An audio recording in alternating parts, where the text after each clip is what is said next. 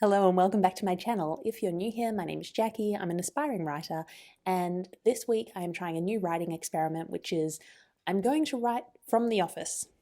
And maybe only from the office, but let's see how it goes. So today is Sunday, I've just gotten back from the gym, I've just had my lunch, and now I'm going to head back to work even though it's a weekend. I've relocated to the office. If you don't know, I work for a crypto startup in Estonia, and we have a co-working space. But we have a private room in the co-working space because we needed a door that could lock for our financial license requirements. So we've got this private office that has 4 separate desks. Most of the time when I come in, I'm the only one here because we have 4 colleagues who are supposed to be based in Tallinn at the moment. There's me, obviously. There's a girl, Elena, who she comes in sometimes, but I think she might do like 1 day a week, and often that's like a day when I'm not in. So we sort of see each other once every couple of weeks, but other than that, we're both working on our own. We have our treasury manager who he has a very young child, like under a year old, I believe, so it's easier for him to work from home at the moment. And then we have like our compliance manager who is supposed to be here for 6 months out of the year because of the licensing requirements.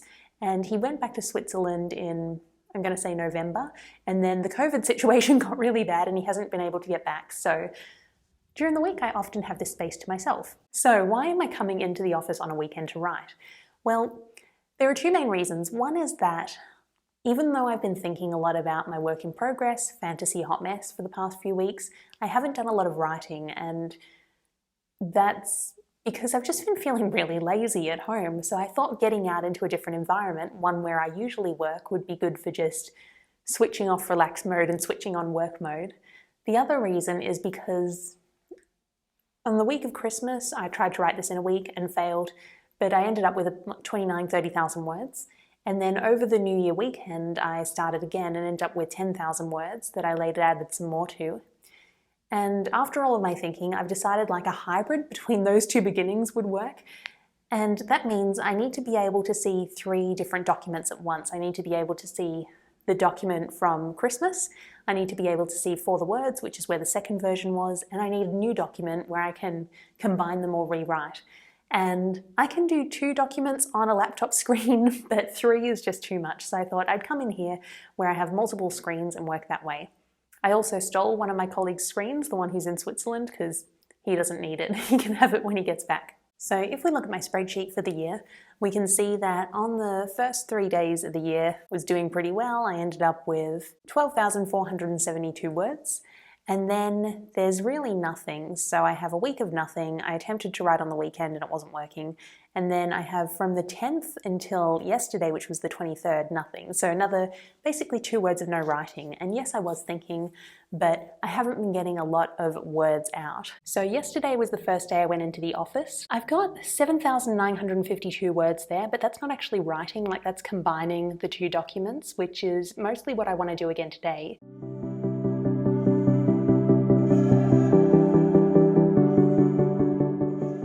It's been about an hour and 20 minutes since I started writing, and I can tell from the viewfinder it's noticeably darker in here.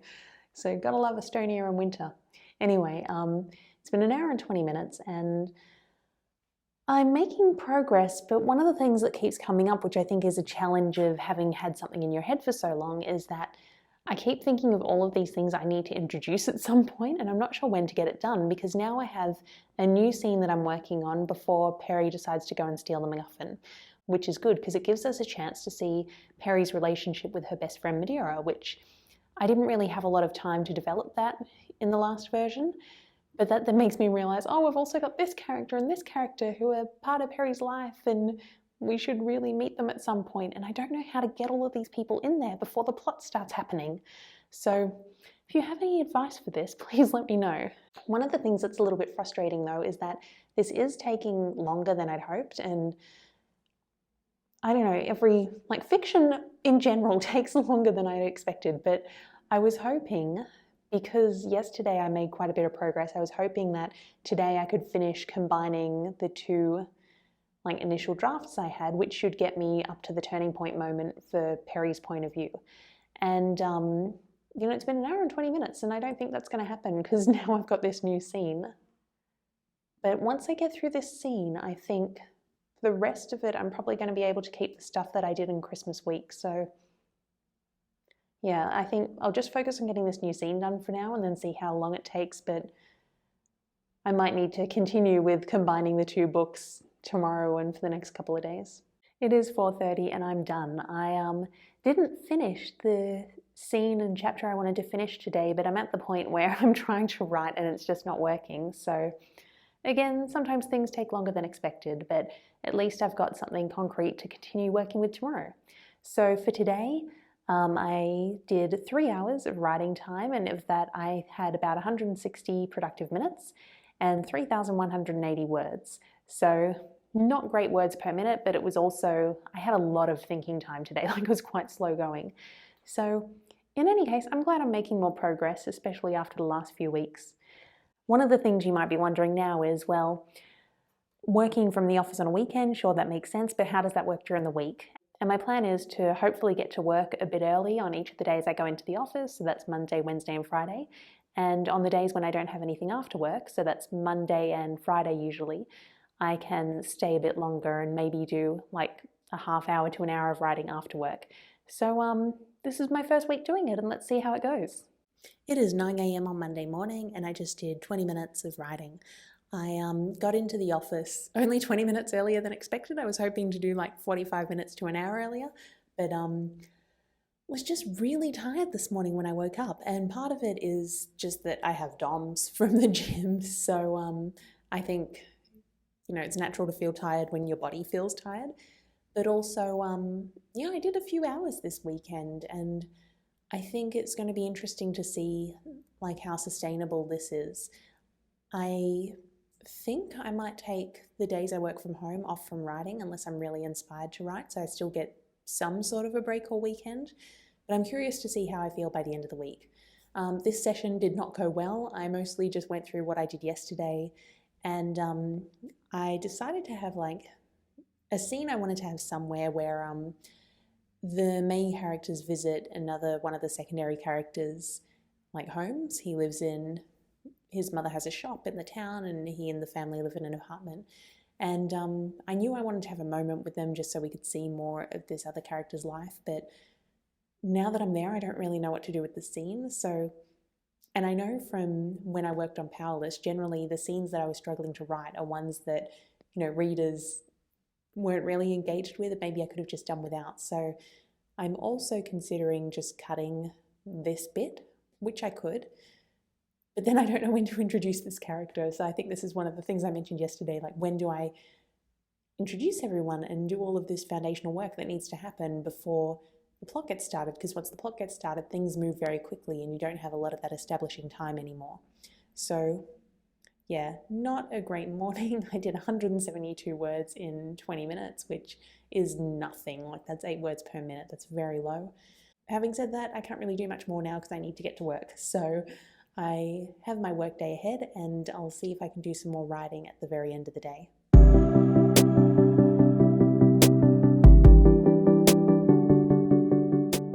It is now the end of the day, so I'm going to attempt to do some more writing. Honestly, I'm exhausted. I don't know why I don't know if it's because of the work I did on the weekend. I mean, I also had a lot of meetings today and I do find meetings very draining. Basically from 9:30 a.m. till 3 p.m. today, I was in meetings with the exception of about an hour because I had a half-hour break in the morning and a half-hour break in the afternoon in between all of those. And that's a lot. So since then, I've been mostly focused on admin and organization and so on because when you're a manager, you have a lot of admin and organization to do. But professionally, I haven't been doing very much creative work today, so I'm not sure how I'm going to go now that I'm going to jump back into writing. But what I think is I'm just going to get through this scene and move on to the next one. I think the big challenge is that if I'm writing something and I can see it's not working, I start to put on my editing hat and then I can't continue writing. And today, I don't really have the energy to do good editing. Like I look at things and know they don't work and I can't make them better. So it would be better just to push through and have something and then tomorrow or Wednesday or whenever I'm a bit fresher, I can go back and improve it. The problem is the new scene I'm on at the moment, I need to get through. There's not that much left. And then the next scene is one of the ones from the week of Christmas that I'd already done that I need to like rework to make fit this version of the book. So I actually need to do editing work unless I want to skip that, which I don't really want to do. It's a mess and I'm tired, but I'm going to give myself 45 minutes to an hour and see how well I go.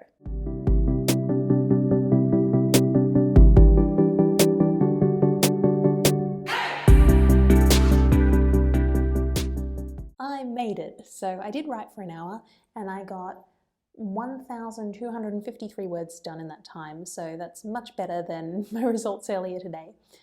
I didn't get as far as I wanted, and I think, I don't know, I need to readjust my expectations for how long things take, because I always feel like I can get to the end of a scene in a session, and I don't know how often that happens, to be completely honest. So I got to the end of the new scene I was working on.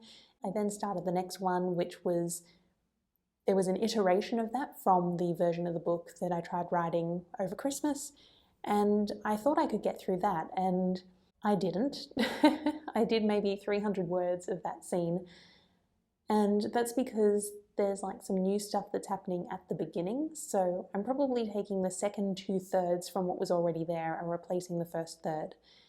And yeah, fiction takes a lot longer than I expected. I feel like my experience writing non-fiction, so blogs, books, so on, emails, it's given me a different perception of time, and I know that it takes me this long to do a blog post. If it's a really long blog post, like 5,000 words plus, I know I can probably do that within a day.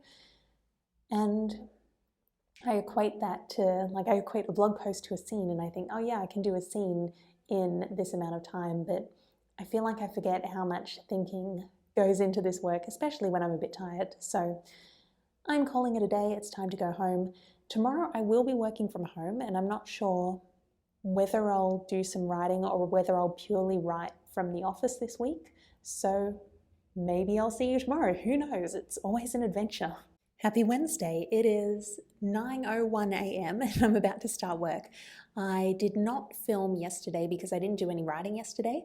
So it was a work from home day, but we had a virtual annual meeting at 8 p.m. my time. So I was working from 9 a.m. until 9:30 p.m. So it was a long day, and I didn't get any writing done. I did have an idea though, which if I pursued it would mean I'd need to throw out a chunk of the beginning of the book again. And on one hand, I like the idea.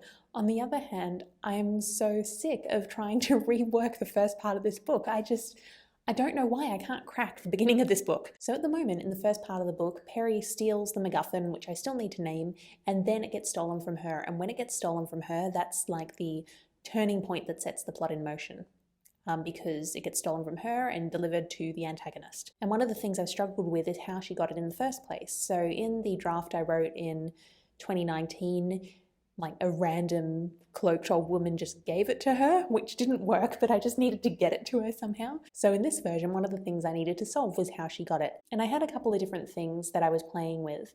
In the draft I wrote over Christmas, I had her stealing it. In the next version of the draft, I thought maybe the antagonist team actually gets it before the start of the book and she just finds out about it a bit later, which sets the plot in motion. And then I had an idea, which was, what if the headmaster/governor, person whose title I still need to decide, gives it to her? Because the lead up of events to this is she is presenting at the international exhibition. She wants to be the showcase exhibit for the opening gala, and he says, no, I'm presenting the MacGuffin instead, so you can't have this spot. So I was going to go, okay, let's make her steal the MacGuffin instead so she gets her spot back. Then I had this idea, which is, what if he sort of goes, oh, but you can hold on to it in the meantime, you can guard it in the meantime, as sort of like a panacea? Is that how you say it?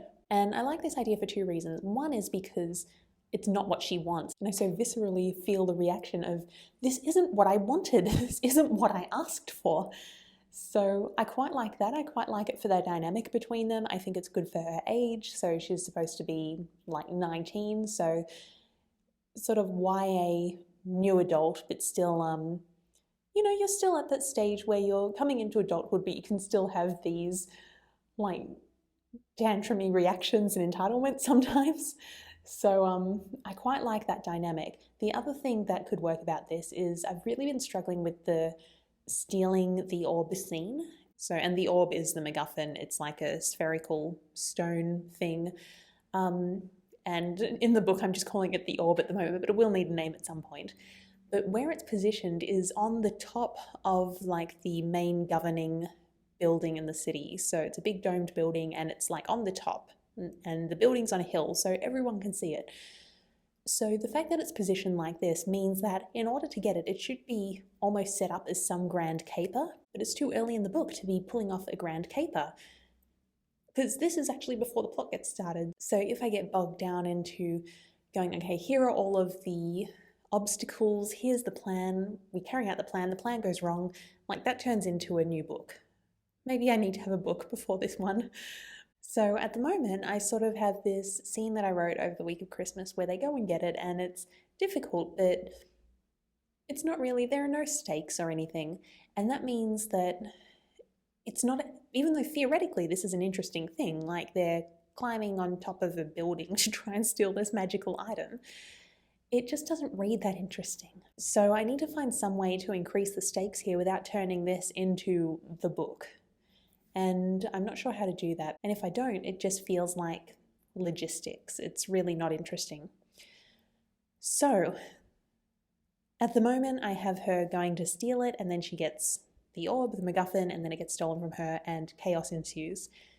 If I switch to Rain giving it to her, I need to like cut out a couple of scenes and figure out how that would work, because he's not going to be carrying it with him when they have the conversation where she pitches him to be the one to present, because he doesn't know that's going to be the conversation. So yeah, that needs a little bit of tweaking. Once again, I'm thinking maybe I do two versions, because I've booked in a developmental edit with a friend of mine, former colleague of mine, who's an amazing editor. And that's not until November, unfortunately, just because she is so good and so popular and has all of these regular clients that she books out 6 to 12 months in advance. And one of the things I said when I booked her in was, you know, I haven't been able to figure out this book yet, but this could be the time when I figure it out. So would you be okay with me cancelling with 6 months notice if that happens? And now I'm thinking, you know, this keeps happening. Maybe it would be worth me just waiting until November, like writing the book, but maybe it's okay to put it on hold until November just so I can get feedback from someone on the outside. And if I'm doing that, then maybe it would be helpful to have the two different versions, because ultimately this doesn't change the macro story, because the whole purpose is for her to get the MacGuffin so it can then get stolen from her. How she gets it doesn't really matter in the grand scheme of things. I've just got to make it interesting so people keep reading. This is turning into a bit of a ramble. I don't know what point I was trying to make, but yeah, I suppose it's interesting knowing logically that this doesn't really affect the macro story, but still being stuck on it, and I could skip it and come back to it, but the thing is I need to figure it out sometime, so I might as well figure it out now. And I'm just not sure how to do it, so yeah, once again I'm thinking about doing two versions of this little section from, because the opening scenes I think are okay, and then we've got to do this little hop between the opening scenes to her getting the orb to it getting stolen from her. And maybe that little hop I need to do in two different ways to see what works best. Anyway, this morning I was sticking with the stealing the orb scene, and I've introduced another one of the characters a bit early and thought it was a good opportunity to have a bit of world building, because this is a world where they've basically tried to destroy magic and mages. They tried to do this in a war which ended 20 years ago, so around the time that the main cast were born, slightly before. We haven't really had a chance to explain that at all, and this is actually a good opportunity to, because there's one character who the stakes are higher for him, like if he gets caught, whereas Madeira and Perry, the sort of two best friends who are going on these hijinks, Perry is like the adoptive daughter basically of Rain, who rules this city. So whatever she does, she's sort of going to be okay. He'll have her back, we assume. So not so many stakes. And Madeira, she's basically a princess of the country she comes from. So very wealthy, very powerful. they can't really do anything to her without causing major diplomatic issues between this city-state and that country. So they sort of have diplomatic immunity. They have a free pass to go and do bad things. And that means there aren't as many stakes to this scene, whereas this third character, he's just a normal boy, he's a friend of theirs, he goes to school, he's a mage, he's a magic student, and he knows he needs to sort of always be on his best behavior, because if he isn't, like, he could be lynched, he could be stolen in the middle of the night and taken away to a work camp. The consequences for him are real. So because of that, it gives us an opportunity to have this discussion where he's like, look, do whatever you want, but I can't help you with this. So that's what I was working on this morning. I'm really struggling to capture his voice though, which is quite unusual for me. But I had this idea that I wanted him to have this really, distinctive voice, one of those people who sort of has so much information going on that he starts a sentence and goes off on a tangent. And I was about to say, I'm a very clear and straightforward communicator, so I'm not used to talking like that. But look at the last 10 minutes or however long it's been. I think we've established I can go off on tangents. So I had this idea, and I had this paragraph that I did in the 2019 draft that I really liked. And anytime I've brought up this character, I've copied that paragraph across just to try and get a sense for the rhythm of his dialogue. And I'm really struggling. So this morning, what I did was sort of just a script. So I had, Madeira dialogue, Perry dialogue, Trevor dialogue, and just sort of had the conversational back and forth, and I'll go back and try to polish it a little bit. But yeah, so this morning I was working on that bit before, when he backs out, before they go to steal the MacGuffin. I did 558 words in 30 minutes, so that was 18.6 words a minute. That's pretty low, to be honest, but there was a lot of time thinking there, trying to get his words right. And also, I wanted to introduce the fact that Daramon is patrolled by guards, and I don't know, I want to have a nice little paragraph that talks about, the utopia that Daramon is seen to be, and then sneak in and, oh, by the way, there are armed guards who patrol the streets. So I'm not sure.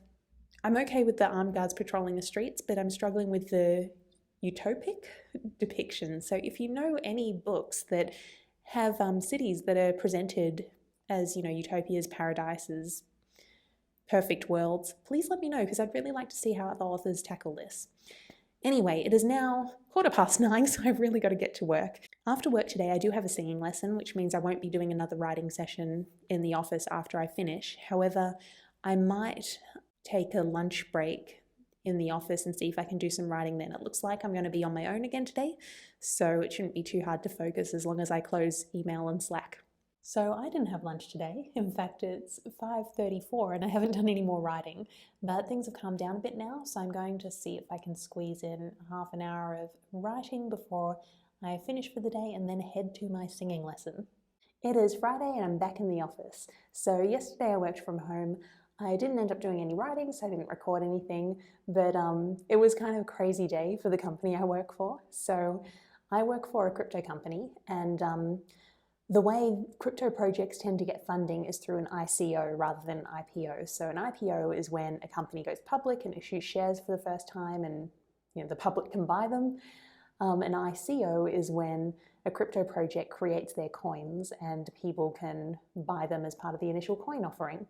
So our company has its own crypto token, so its own version of Bitcoin, if you like. And when I started last year in July, it had just hit an all-time high of 17 cents, and it sort of dropped down and fluctuated between about 8 cents and 12 cents for the rest of the year. Until we get to mid-December, we launched a new feature, and then it shot up to 18 cents and then went up to 33 by Christmas. So everyone was over the moon. And for the past month, it's sort of been steady up there, which is really good. And then suddenly this week, it's all-time high week. So on Tuesday, when we had that virtual event I mentioned, it was just going up and up and up and hit, I think, 42 cents. And then yesterday, it just started spiking again when we released a new product or a new feature. So it went all the way up to 62 cents, I think. And it's just, It's so cool to be, I don't know, to have this vested interest in something doing well and just watching in real time as the price goes up, and everyone on Slack was going mental and everyone on Twitter's going mental. So yeah, it was a lot of fun. And even though I could have done some writing, I was, I don't know, so caught up in that I didn't want to. And honestly, I'm not too worried, because I think it's nice to have, you know, for the purposes of this experiment, to have a week when I only write from the office to see how I do. So today is actually a quiet day. I don't have any meetings. And my boss also said I could take the afternoon off if I wanted, because I was working until 9:30 p.m. on Tuesday. So I think I'll leave Slack open, but I might just move on to my writing after lunch. And if anything happens at work, I can check it, but I'll have a good few hours. And the writing goal for today is to, one, get through this stealing the MacGuffin scene, and two, I'd like to get started on the aftermath scene. So after everything that happens and Perry suddenly realizes, oh my God, what have I done? And I had some ideas for that last night, so I might start with that one and then go back to the stealing scene, because I don't know if this will work, but I have a feeling that if I do the aftermath first, then it might be easier to make the stakes feel higher when I'm back in the stealing scene. So we'll see how it goes.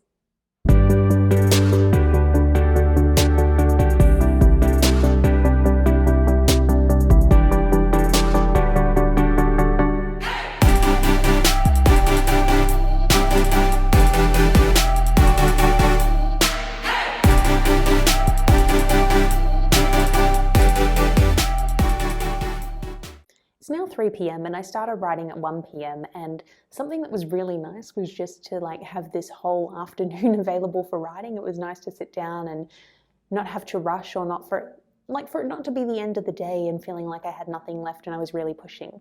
Having said that, now it's 3 p.m. I stopped about 15 minutes ago to have a bit of a break, and I was just looking over what I'd written, and I'm not really sure where to go. I think I'm at that point where I just need a bit of a mental break from this session, because one of the things I've noticed I tend to do is if I get into a new scene and I haven't really planned it that well, or I only know how it's going to start, I have these circular dialogues that get started between characters where they sort of have this conversation that goes in a spiral until we finally get to the point that's in the middle. And that's not an ideal way of doing things, even though it might be realistic. So I think it's time to have a bit of a break. So I'm going to go home. In fact, I might go to the shops and pick up some groceries and then go home. And depending on how I'm feeling, I might do some more writing from home. So on one hand, I'm really glad that, my boss said I could have some time this afternoon, and I have still been online and responding to things, but it's been nice to have this time where I can legitimately work on my own stuff, as opposed to, sort of sneakily working on my own stuff, which, to be fair, I don't really do in this job, but I have in the past.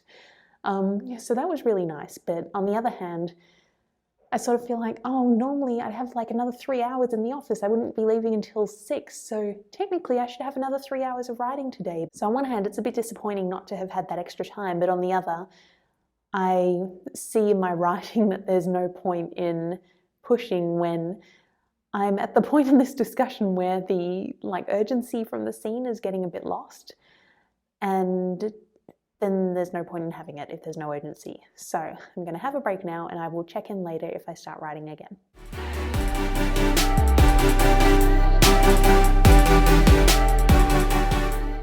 As you can see, I'm back in the office. So last night I tried to do some more work on the book, and I'm still stuck on this scene where Perry steals the orb. So I started Googling what you can do when you're stuck on a scene as opposed to just having general writer's block.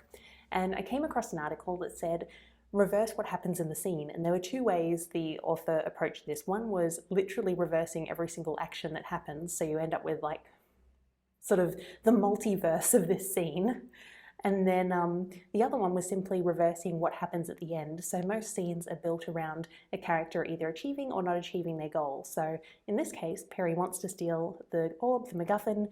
She steals it. So what would happen if she didn't steal it? And I thought, because it is balanced on top of a building, on top of a statue, maybe she could reach for it and just knock it off rather than getting it.